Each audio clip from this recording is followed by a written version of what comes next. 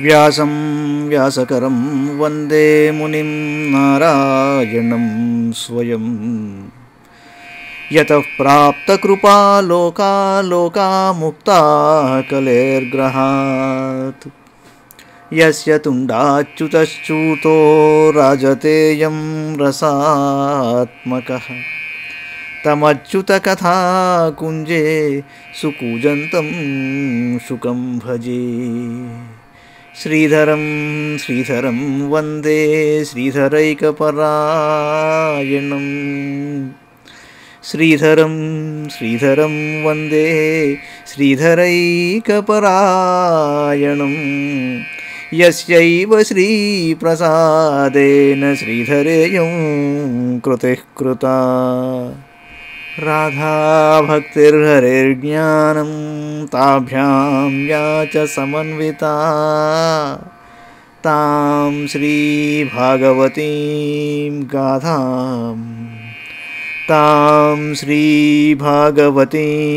గాథాం వందే యుగళరూపిణీ.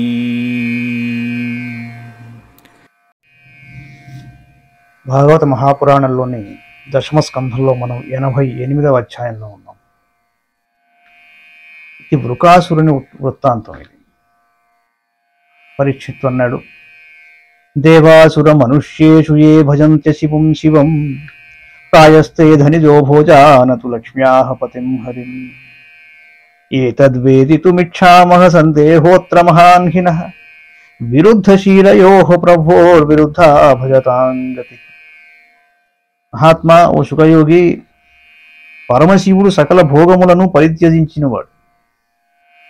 అట్టి పరమేశ్వరుని సేవించినట్టి దేవతలు, అసురులు, మానవులు నిరంతరం నానా విధముల సంపదలతో వర్ధిల్లుతూ సుఖములను అనుభవిస్తూ ఆనందిస్తూ ఉంటారు. గాని సకల సంపదలకు నెలవైన లక్ష్మీదేవికి పతియగు శ్రీహరిని సంతతము భక్తితో భజించునట్టి వారు మాత్రం అలా లేరు.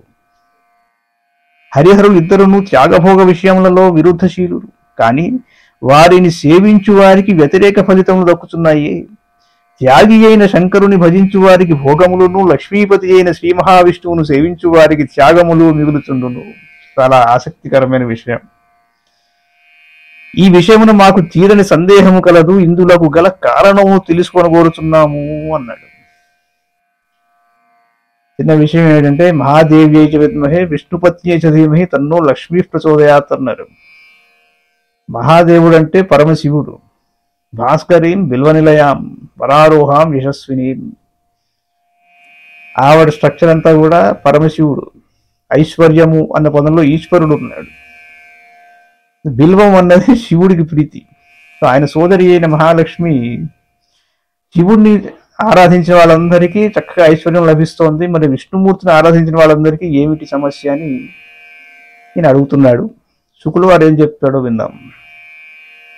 శివశక్తియుత శశ్వత్రిలింగో గుణ సంవృత వైకారికస్తైచ సశ్చతామసశ్చేత్యహం త్రిధా తతో వికారా అభవన్ షోడశామీషు కంచన ఉపధావన్ విభూతీనాం సర్వాసామశ్నుతే గతిం.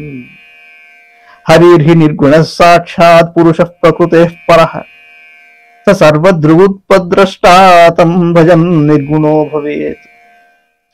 నివృత్తేష్వశ్వమేధేషు రాజాయుష్మత్ పితామహః శృణ్వన్ భగవతో ధర్మాన్ పృచ్ఛదిదమచ్యుతం స ఆహ భగవాన్స్తస్మై ప్రీతః శుశ్రూషవే ప్రభుః నృణాం నిశ్రేయసార్థాయ యోపతీర్ణో యదోఃకులే.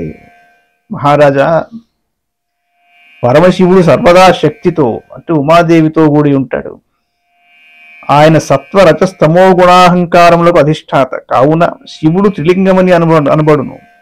వైకారికము, తైజసము, తామసము అనే అహంకారము 3 విధములు.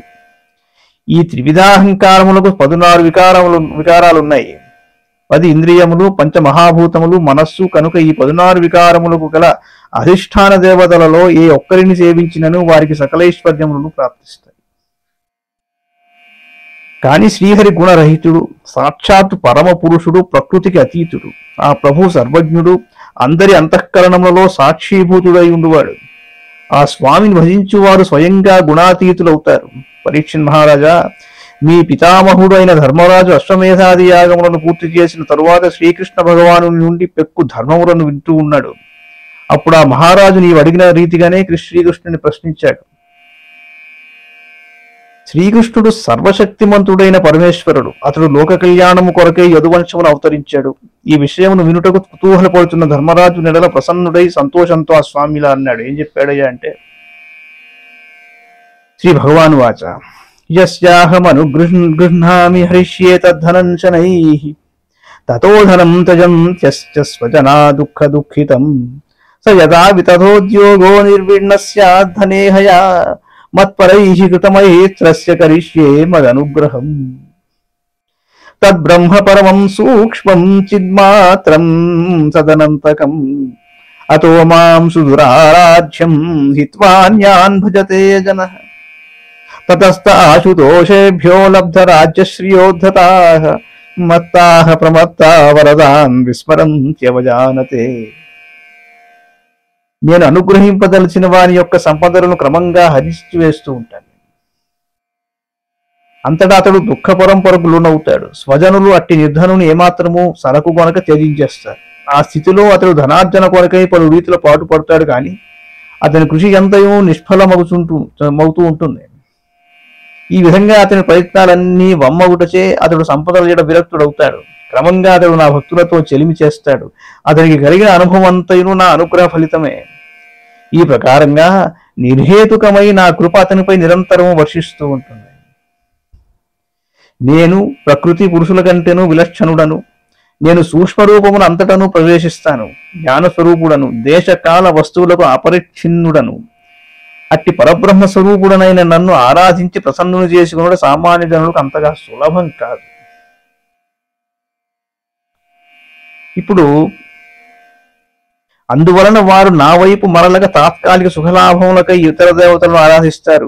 మొదట వారికి అవి సుఖములుగా అనిపించినను పరిణామమున దుఃఖములనే మిగులుస్తాయి. అట్టివారు సులభంగా సంతోషించడి పరమశివుడు మొదలగు ఇతర దేవతల అనుగ్రహమున రాజ్యాధికారములను సంపదలను పొందినప్పటికీ క్రమంగా ధనగర్భితులవుతారు. అంతట వారు మదోన్మత్తులై తమకు వరములను ప్రసాదించిన దేవతలను విస్మరించుటయే గాక వారి ఎడ సులకన భావం కూడా వహిస్తారు. శ్రీ శుకోవాచ శాప ప్రసాదయోరీషా బ్రహ్మ విష్ణు శివాదయ సజ్జ శాప ప్రసాదోంగ శివో బ్రహ్మాన చాచ్యుతః. రాజా, బ్రహ్మ విష్ణు మహేశ్వరులు ముగ్గురును నిగ్రహానుగ్రహ సమర్థులే గాని ఆ త్రిమూర్తులలో బ్రహ్మదేవుడు పరమశివుడు శీఘ్రంగా ప్రసన్నులే వరములు ఇచ్చేవాళ్ళు వాళ్ళిద్దరు. అట్లే కుపితుడై శపిస్తారు కూడా. శ్రీ మహావిష్ణువు మాత్రం అలా కాదు.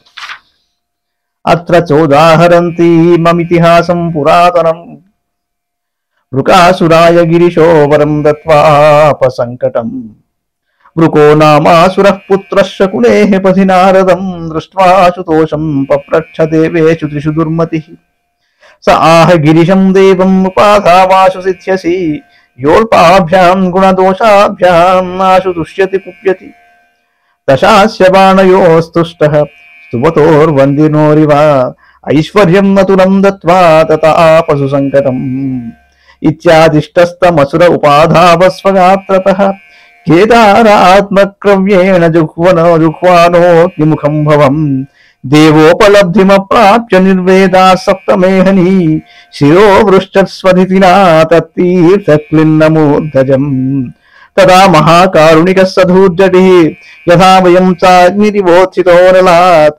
నిగృహ్యదోభ్యాభుజయోర్న్యవారయతు తత్స్పశ్చాద్భూయ ఉపస్కృతాకృతి. ఈ సందర్భంలో మహాత్ములు ప్రాచీనమనే ఇతిహాసం ఉదాహరణగా పేర్కొంటూ ఉంటారు. ఒకసారి శంకరుడు వృకాసురునకు వరమునిచ్చి చిక్కులు పాలయ్యాడు. శకుని అను దానవుని కుమారుడు వృకాసురుడు. ఆ దుర్మతి మార్గంలో కలిసిన నారదుని చూసి మహర్షి త్రిమూర్తులలో సులభంగా ఎవరు ప్రసన్నులవుతారు అని ప్రశ్నించాడు. అప్పుడు నారదుడు ఇలా పలికాడు, వృకాసురా, పరమశివుడు స్వల్పమైన ఆరాధనలకే సంతుష్టుడవుతాడు, అలాగే అల్పమైన అపరాధములకే కుపితుడవుతాడు. కనుక ఆ శంకరుని ఆరాధించు, ఈ మనోరథములు వెంటనే తీర్తాయి. రావణుడు బాణాసురుడు బందిమానుల వలె ఆ కైలాసపతిని సృష్టించారు. అందులో ప్రసన్నుడు ఆ స్వామి వారికి అపారమైన ఐశ్వర్యముగా అనుగ్రహించాడు. అంతటా వరగర్భితుడైన రావణాసురుడు కైలాస పర్వతం ఎత్తుటకు వలన శివుడు బాధపడవలసి వచ్చింది. అట్లే బాణాసురుని అనుచితమైన కోరిక కారణంగా అతని పురమునకు ద్వారపాలకుడై ఆ స్వామి చిన్నబోవలసి వచ్చింది. ఆ విధంగా ఆశుతోషుడై శంకరుడు సంకటముల పాలయ్యాడు. నారదుని ఉపదేశం విన్నంతనే వృకాసురుడు కేదార క్షేత్రానికి వెళ్ళాడు. అచ్చట అతడు తన శరీరం యొక్క మాంసఖండములను అగ్ని ద్వారా శంకరునికి ఆహుతులుగా సమర్పించాడు. ఈ విధంగా అతడు 6 దినములు ఉపాసించినను ఆ కైలాసపతి దర్శనము లభింపకుండెను. అంతటా అతడు మిగుల నిర్వేదమునకు లోనయ్యాడు. 7వ దినమున ఆ రాక్షసుడు కేదార తీర్థానికి వెళ్లి స్నానమునర్చి నిశితమైన ఖడ్గముతో తడిసి ఉన్న తన శిరస్సును ఖండించి ఆహుతి నోర్చుటకు సన్నద్ధుడయ్యాడు. సాధారణంగా ఆత్మాహుతికి పాల్పడిన వారి విషయంలో లోకులు ప్రవర్తించినట్లు పరమశివుడు వృకాసురుని రక్షింపదలిచాడు. వెంటనే మిగుల కరుణాళు అయిన శంకరుడు అగ్నికుండము నుండి దేదీప్యమానుడై వెలువడెను. పిమ్మట ఆ మహాదేవుడు తన 2 చేతులతో వృకాసురుని బాహువులను పట్టుకుని అతని ఆత్మాహుతి ప్రయత్నం నుండి నివారించాడు. ఆ పరమశివుని యొక్క పవిత్ర కరస్పర్శతో వృకాసురుని అవయవములు అన్నీను సంపూర్ణంగా యథాస్థితికి చేరాయి. తమాహ చాంగాలమలం రుణీష్వమే యథాభికాపం వితరామి తే వరం ప్రీయేయతో ఏన నృణాం ప్రపద్యతాం అహో త్వయాత్మా వృషమర్చ్యతే వృధా దేవం స వవ్రే పాపీయాన్ వరం భూతభయావహం యస్య యస్య కరం శీర్ష్నిధాస్యే సప్మియతామితి తచ్చుత్వా భగవాన్ రుద్రో నిర్మనా ఇవ భారత ఓమితి ప్రహసం తస్మై తదేహేరమృతం యథా ఇత్యుక్త సోసురో నూనం గౌరీహరణలాలసః స తద్వర పరీక్షార్థం శంభోర్మూర్ష్మి కిలాసురః స్వహస్తం ధాతుమారేభే సోబిభ్యత్ స్వకృతాక్షివః తేనోపసృష్టః సంత్రస్తః పరాధావన్ సవేపథుః యావదంతం దివో భూమేః కాష్ఠానాముదగాదుదక్ అజానంత ప్రతివిధం తూష్ణీమాసన్ సురేశ్వరాః తతో వైకుంఠమగమద్భాస్వరం తమసః పరం యత్ర నారాయణః సాక్షాన్యాసినాం పరమాగతిః శాంతానాం న్యస్తదండానాం యతో నావర్తతే గతః తం తథా వ్యసనం దృష్ట్వా భగవాన్ రుజినార్దనః దూరాత్ ప్రచుదియాద్ భూత్వా పటుకో యోగమాయయా. నాయనా చాలు చాలు, ఇక ఆత్మాహుతి హోమం చాలించు అన్నాడు. నీకు ఇష్టమైన ఒక వరాన్ని ఇస్తాను, కోరుకో అన్నాడు. భక్తులు శ్రద్ధగా గావించిన జలాభిషేకముతోనే ఎంతో సంతుష్టుడనయ్యేదను, వ్యర్థంగా నీ శరీరం నేల హింసిస్తావు అన్నాడు. అంతటా మహాపాపాత్ముడైన ఆ వృకాసురుడు, నేను ఎవరి శిరస్సుపై నా చేతిని ఉంచేదనో అతడు వెంటనే మరణించవలనని ప్రాణులకు భయావహమైన వరమును ప్రీతితో ఆ మహాదేవుని కోరుకున్నాడు. పరీక్షణ్ మహారాజా ఆ దుష్టుని ప్రార్థనను విని శంకరుడు మొదట కొంత ఆందోళనకు గురయ్యాడు. కానీ తరువాత ఆ స్వామి నవ్వుతూ సరే అలాగే కానివ్వని పలుకుతూ పాముకు పాలు పోసినట్లు అతనికి ఆ వరం ఇచ్చేశాడు.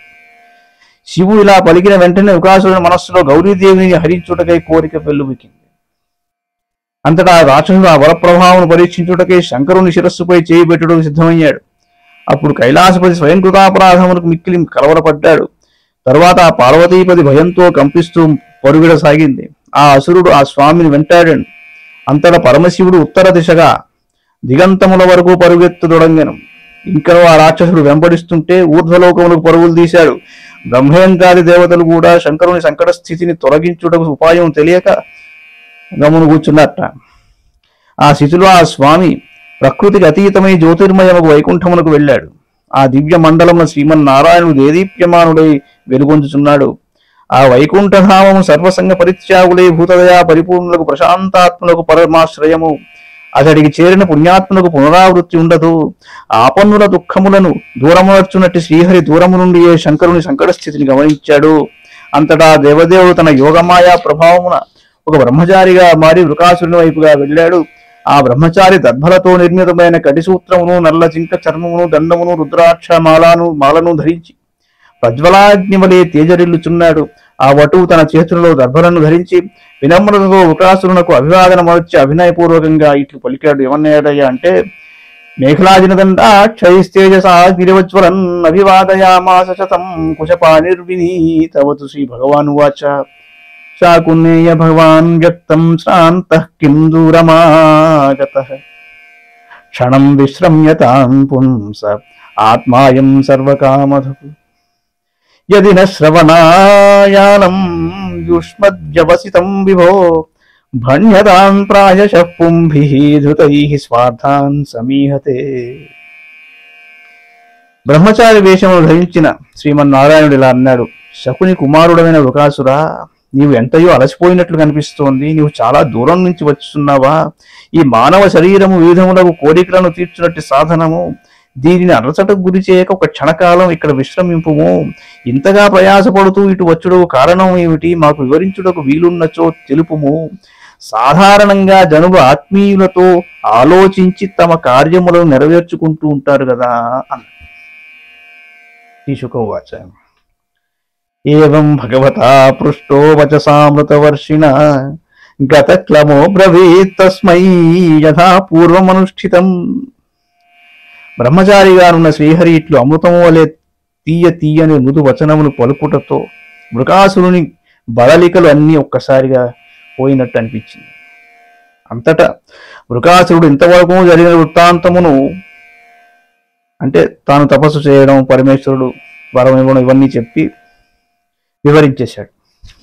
అప్పుడు శ్రీ భగవాన్ వాచ ఏవం చేత్తర్హి తద్వాక్యం న వయం శ్రద్ధధీమహి యో దక్షశాపాత్ పైశాచ్యం ప్రాప్త ప్రేత పిశాచరాట్ యది వస్తత్ర విశ్రంభో దానవేంద్ర జగద్గురౌ తర్హ్యంగాసు స్వశిరసి హస్తం యస్య ప్రతీయతాం. వృకాసురా, నీవు చెప్పినదే నిజమైనచో ఆ శంకరుని మాటను నేను విశ్వసింపను. ఎందుకంటే అతడు దక్షుని శాపం వలన పిశాచత్వమును పొందాడు. అతడు ఇప్పుడు భూతప్రేత పిశాచములకు అధిపతి. దానవరాజా, నీవు ఎంతో గొప్పవాడివై ఉండి కూడా ఇంత చిన్న చిన్న మాటలను నమ్మిదవా ఏమి? ఒకవేళ నీవు ఇప్పటికీ ఆయనను జగద్గురువుగా విశ్వసించుతున్నచో ఆయన ఇచ్చిన వరం యొక్క ప్రభావం పరీక్షించుటకై వెంటనే నీ చేతిని నీ శిరస్సుపై ఉంచుకోనము. కార్యసాధన కోసం ఒక మాటలా వేశాడు. యద్య సత్యం వచ శంభో కథం చిద్దానవర్షభ తదైనం దహ్య సద్వాచం నయద్వక్తవక్తామృతం పునః ఇత్థం భగవతశ్చిత్రైర్వచోభిः సుపేశలైః భిన్నధీర్విస్మృతశీర్ష్ణిస్వహస్తం కుమతిర్వ్యధాత్ అధాపతద్భిన్న శిరా వజ్రాహత ఇవ క్షణాత్ జయ శబ్దో నమః శబ్దః సాధు శబ్దో భవద్దివి ముముషు పుష్పవర్షాణి హతే పాపే వృకాసురే దేవర్షి పితృగంధర్వా మోచితః సంకటాక్షివః ముక్తం గిరిశమభ్యాహ భగవాన్ పురుషోత్తమః అహో దేవ మహాదేవ పాపోయం స్వేన పాప్మనా హతః కోను మహస్వీశ జంతుర్వై కృతకిల్బిషః క్షేమీ స్యాత్ కిము విశ్వేశే కృతాగస్కో జగద్గురౌ య ఏవం అవ్యాకృత శక్త్యుతన్వతః పరస్య సాక్షాత్ పరమాత్మనో హరేః గిరిత్ర మోక్షం కథయే శృణోతి వా విముచ్యతే సంస్కృతిభిస్తధారిభిః. ఓ దానవవీరా, ఆ శంభుని పలుకులు అసత్యములైనచో మరలా అతడు ఎప్పటికీ అబద్ధములు ఆడుకుంటున్నట్లుగా ఆ అసత్యవాదిని సంహరింపుము. ఇట్లు మనోహరమై బ్రహ్మ గొలుపునట్టి మాటలను పలుకుగా శ్రీ మహావిష్ణువు వృకాసురుడు వివేకాన్ని కోల్పోయట. అంతటా బుద్ధిహీనుడు తాను పొందిన ఆ వరం వలన కలిగిడి ప్రమాదమును మరచి తన చేతిని తన తలపై పెట్టుకున్నట్ట. మరుక్షణమే పిడుగుపాటును ఊరి అయినట్లుగా వృకాసురుని తల బద్దలైపోవటంతో అతడు నేలపాలయ్యాడు. అంతటా ఆకాశం నుండి జయము జయము నమో నమ సాధు సాధు అని వచనములు వినవచ్చాయి. పాపాత్ముడైన వృకాసురుడు హతుడు కాక పరమశివుని సంకటస్థితి తొలగిపోవటంతో దేవతలు, మహర్షులు, పితృదేవతలు, గంధర్వులు మొదలగు వారు సంతోషంతో పుష్పవర్షములు కురిపించారు. పురుషోత్తముడైన శ్రీహరి ఆపద నుండి బయటపడిన శంకరుని సమీపించిలా అన్నాడు: మహాదేవ, కైలాసపతి బలి, ఈ దుష్టుడు తాను చేసుకుని పాపముల ఫలితంగా హతుడయ్యాడు. పరమేశ్వర, మహాత్ముల ఎడ అపరాధములకు పాల్పడిన వాడు ఎవరు క్షేమంగా ఉండు. అందున లోక కళ్యాణకారకుడవు విశ్వేశ్వరుడవు అయిన నీకు హాని తలపెట్టిన వాడు ఎవడు బాగుపడతాడు? శ్రీమన్నారాయణుడు అవాంగ్మానస గోచరుడు, అనంత శక్తి సంపన్నుడు, ప్రకృతి పురుషుల కంటేను విలక్షణమైన వాడు, సకల లోకములకు ఆధారమైన వాడు, ఆశ్రయించిన వారి యొక్క దుఃఖములను పోగొట్టువాడు. అట్టి పరమాత్ముని వలన శంకరుడు ఆపద నుండి బయటపడ్డాడండి. అట్టి ఈ వృత్తాంతమును ప్రవచించిన వారు, వినినవారు సాంసారిక దుఃఖముల నుండి శత్రు లేదా అంతఃశత్రు బహిశత్రువుల వల్ల భయము నుండి విముక్తులవుతారు. ఇది శ్రీమద్భాగవతే మహాపురాణే పారమహంస్యాం సంహితాయాం దశమస్కంధే ఉత్తరార్ధే అష్టాశీతితమోధ్యాయః.